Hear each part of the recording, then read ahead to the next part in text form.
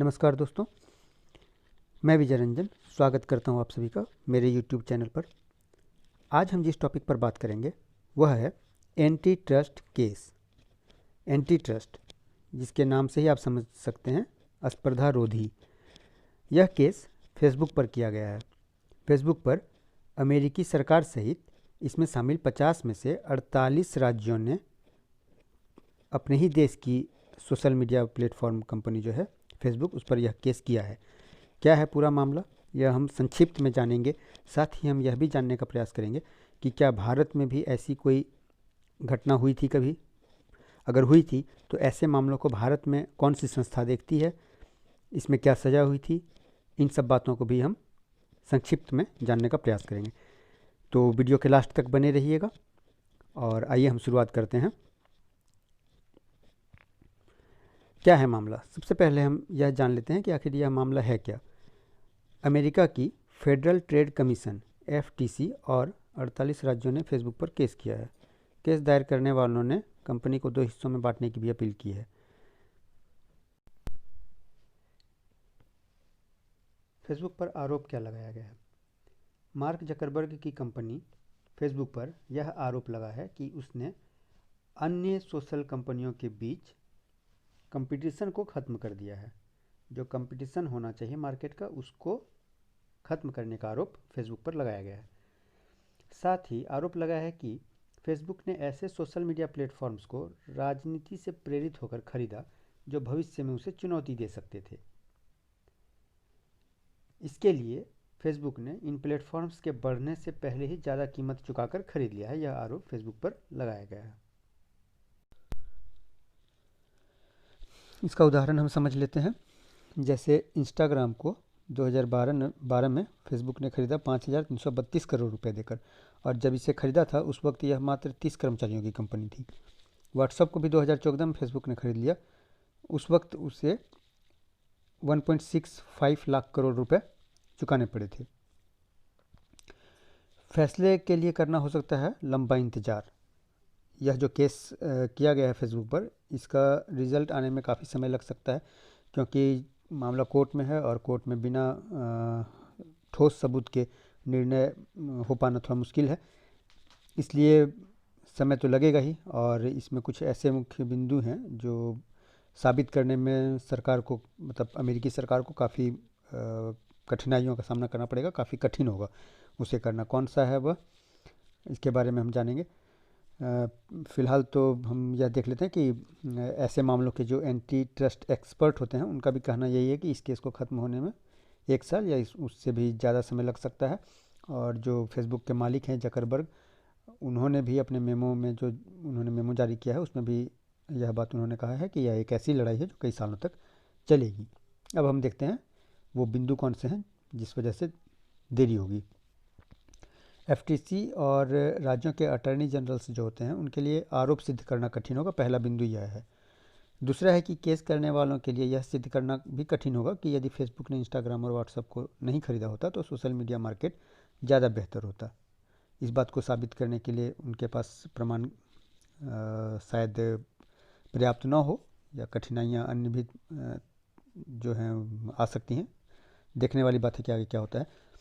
तीसरा बिंदु है कि जिन रेगुलेटर्स ने सालों पहले मर्जर को सही ठहराया था, उन्होंने अपना विचार अचानक क्यों बदला। जिन रेगुलेटर ने पहले सही ठहराया था कि बड़ी कंपनियों में छोटे कंपनियों को मर्ज कर दिया जाए, उन्होंने अपना विचार अचानक से क्यों बदला। यह भी एक देखने वाली बात होगी कि ऐसा क्यों है। फेसबुक ने तो अपने जो मेमो में है उसने आरोप को गलत ठहराया है, जो आरोप उसके ऊपर लगाए गए हैं। लेकिन फिर भी अगर यह आरोप सिद्ध हो जाता है तो क्या होगा। आरोप अगर सिद्ध हो जाता है तो फेसबुक 2 भागों में बंट जाएगा। पहला तो यह होगा, कौन कौन सा 2 भागों में बटेगा। एक तो उसकी अपनी कंपनी जो कि फेसबुक है वो रह जाएगी, और दूसरा इंस्टाग्राम और व्हाट्सएप, इन दोनों को मिला करके एक नई कंपनी बनेगी।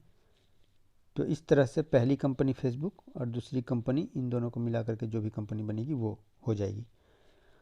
और दूसरा क्या होगा कि फेसबुक की जो रेवेन्यू ग्रोथ है वह रुक जाएगी। जो उसे इनकम आ रहा था, बहुत जो कमाई हो रही थी उसकी, उस पर थोड़ा नुकसान तो उसको सहना पड़ेगा।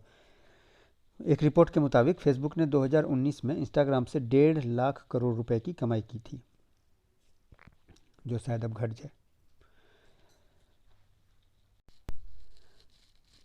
अब हम देखते हैं कि भारत के संदर्भ में ऐसी कौन सी संस्था है जो कि ऐसे मामलों पर नज़र रखती है, निगरानी रखती है, और क्या भारत में कभी ऐसा कोई वाक़या हुआ है, इस पर हम थोड़ी दृष्टि डालते हैं।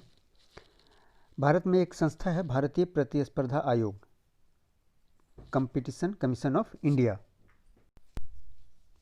यह भारत की एक विनियामक संस्था है।